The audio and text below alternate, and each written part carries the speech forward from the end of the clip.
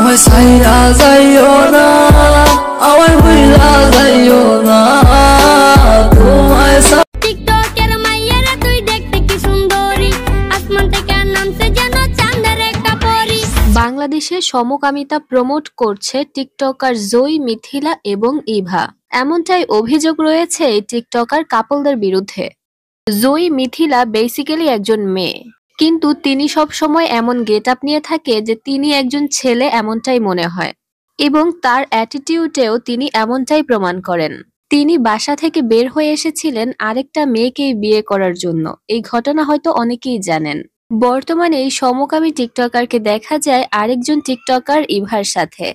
একটি লাইভে এই মিথিলা টিকটকার ইভাকে নিজের বউ বলে দাবি করেন। এই যে আমার বড় বোন। গাইস আমি বুঝি না, একবার আমাকে বউ বানায়। বাংলাদেশের মতো একটি দেশে প্রকাশ্যে এই ধরনের জিনিস প্রমোট করা সত্যি বিব্রতকর। এখন তারা যে এই জিনিসগুলো শুধুমাত্র ভিউর জন্য করে না বাস্তবেও এভাবেই চলাফেরা করে তাই বা কে জানে। অনেকেই এই জয়ী মিথিলাকে সমকামিতা প্রমোট করার কারণে দেখতে পারে না, আবার অনেকেই তাকে মজা নিয়ে বলে পৃথিবীর একমাত্র পুরুষ যার কাছে কিনা সমস্ত মেয়ে নিরাপদ।